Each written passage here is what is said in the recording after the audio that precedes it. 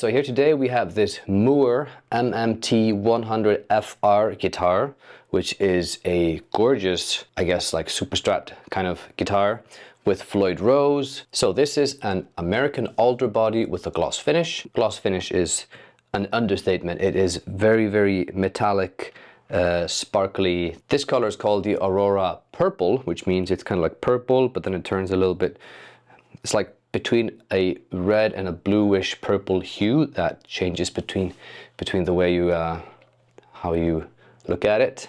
It's gorgeous. It's really, really nice. It's got a roasted maple neck with rosewood fingerboard.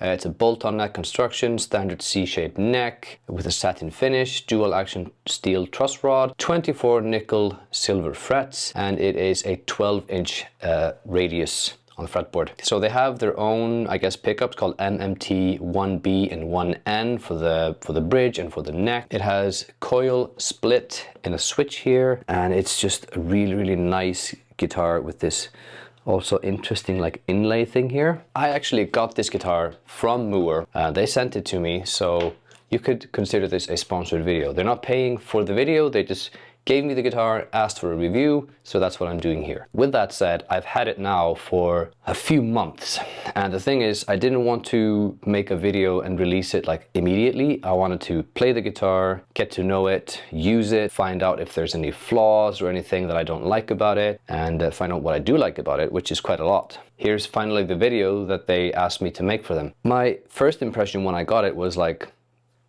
wow, that looks good. Like the paint job is really nice. It's pretty much flawless. I still haven't found any part of it that is not like pretty much perfect. So good job on the paint job. It's really, really gorgeous. The hardware mostly is just really, really good. Everything is solid. Nothing is, you know, loose or floppy or weird or anything like that. When you have a Floyd Rose guitar like this, there isn't really much to comment on the tuners. I guess maybe like when you're swapping strings and you need to adjust the bridge, you're using the tuners, but mostly when you have it set up, you're not really using the tuners that much. You're just adjusting the bridge here. So the tuners are fine. I don't really have anything to say about them. The Floyd Rose system, I'm not a Floyd Rose aficionado, but I've kind of come to like them as of late. This one is good. It's very stable. I don't do a lot of like bending or like dive bombs and stuff like that, but the system overall is stable. It plays really well. I don't have any issues with like tuning or stability or anything like that. So that's a plus. The frets are immaculate. They are really, really nicely rolled off at the end here. There's not a single one that will catch you. They're so smooth, and they are like rounded off. I'll show some close-ups of this while I'm talking about the guitar. Everything that is called hardware on this guitar, I would say, is really, really well done. I'm not sure how much this guitar costs. I'll probably put it up like here on the screen. Considering that, I think this guitar should be pretty good for the money. Like the roasted neck is really nice and looks good. The feeling is good. It's satin, so I like that. It's not sticky or anything like that. It's just perfectly slippery or whatever you'd call it. The one thing that I noticed in the beginning with the guitar is that it plays really well. It's like the setup from the factory was almost perfect.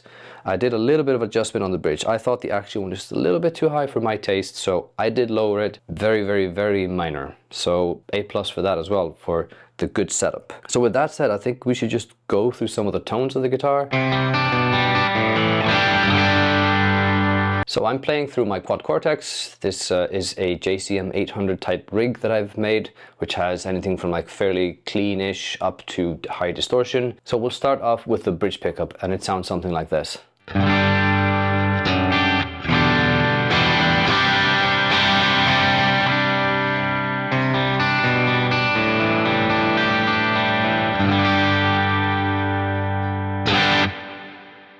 Then we have the middle setting, which will be both pickups together.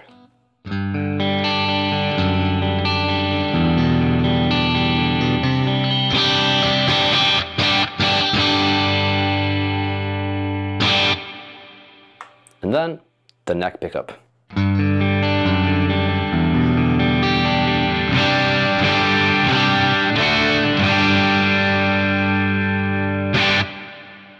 there's a little switch here which will activate the coil splitting, so you can switch between a full humbucker or a coil split, which will make it sound a bit more like a, you know, like a single coil guitar, like a Strat or something like that.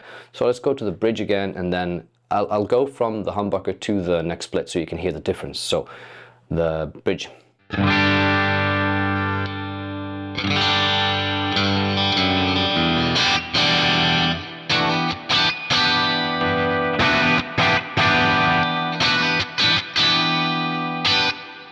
And then I'll do the same with the middle here, which is both pickups together.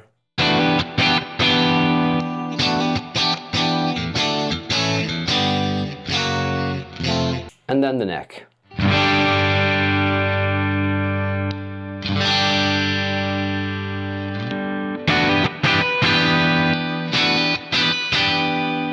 Lovely choices, because you can get anywhere from the nice humbuckers, which I think sound really nice. I've played this guitar a lot, and I've done a lot of like practice lately where I've kind of always gravitated towards this guitar. This just fits really nicely. It's not low gain, it's not high gain, it's just like in the middle. So for me, the response and the tone of the pickups is really good. Generally, when I pick up a guitar just to like practice or noodle or something, this one is at least 9 out of 10 times the one that I go for. That says something, because in my opinion, a good guitar is one that makes you want to play it. It's not all about the tiny little specs, or if this is good or that is the best or the worst or whatever. It's just, does the guitar make you want to play? This guitar makes me want to play. I think that's pretty awesome. Okay, so let's go for a slightly more crunchy tone just to see what happens with the pickups. So here we have about the same preset or same like tone, but with an added distortion pedal in front with like a little bit of gain, but not that much. So the bridge pickup sounds like this.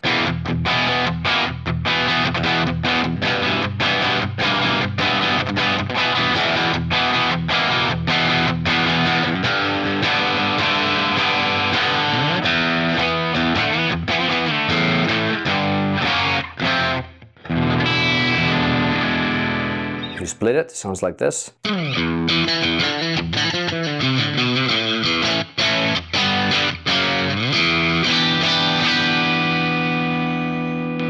The neck.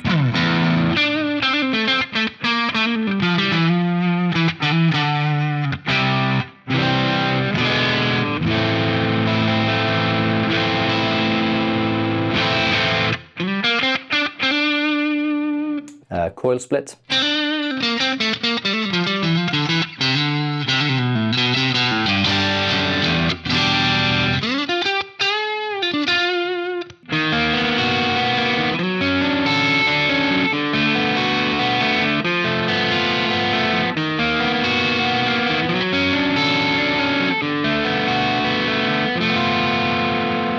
Pickups just kind of sound good with anything. I have swapped the strings from the ones that were originally in the guitar, and it just got even better because I think I put in slightly higher quality strings, but the ones that were in before were just fine as well. Let's go for more crunch, more gain, and see what the guitar sounds like through that.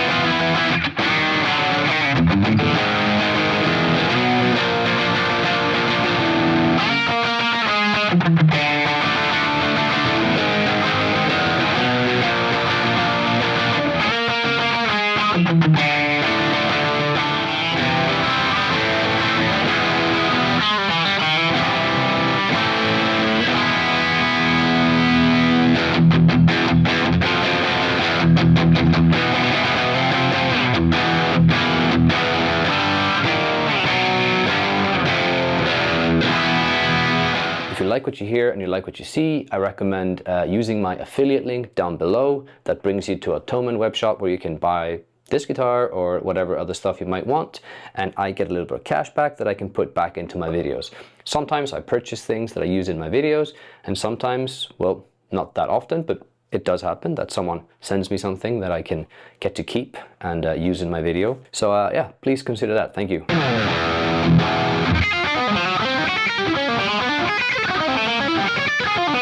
Okay, now we have some higher gain. It's a cranked Marshall with the probably like a tube screamer or something in front, and this guitar just sounds great.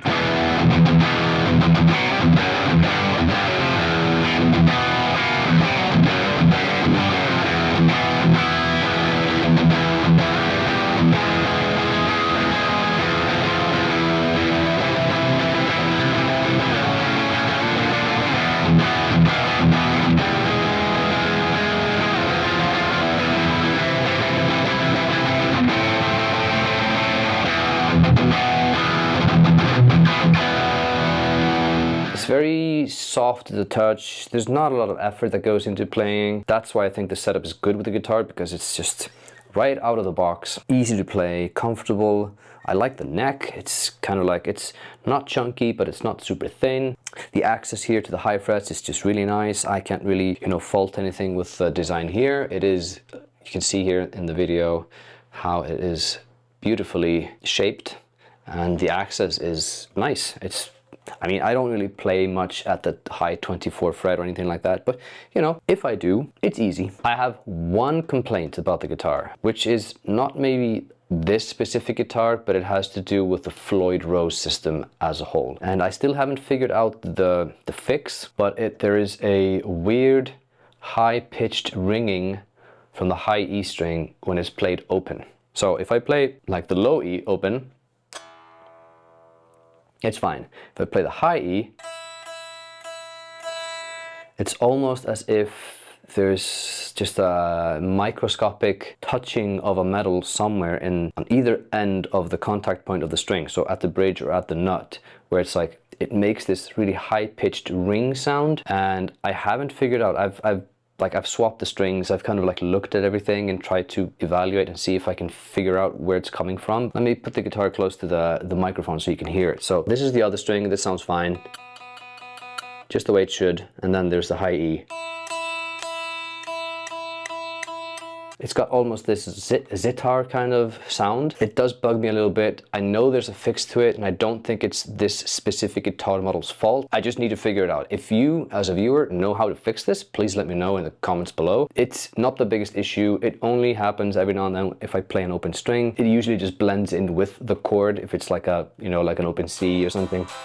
I can hear it like acoustically, but within like an amplifier or something like that, it's not that audible, so I've kind of learned to live with it, just because I think the guitar is generally and genuinely really good.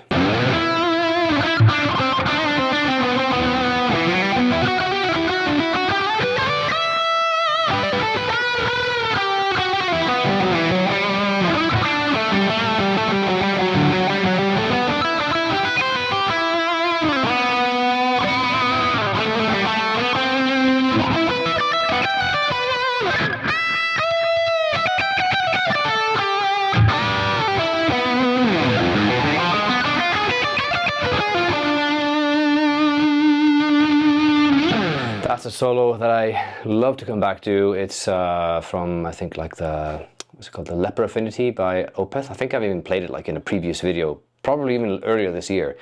Anyways, it's a fun solo. I recommend that you learn it because it's awesome. This guitar, I think it looks awesome. That is like, you know, when the guys at Mooer contacted me, they said, hey, do you want to demo a guitar? I said, yes. Which guitar do you have for me to pick or choose from?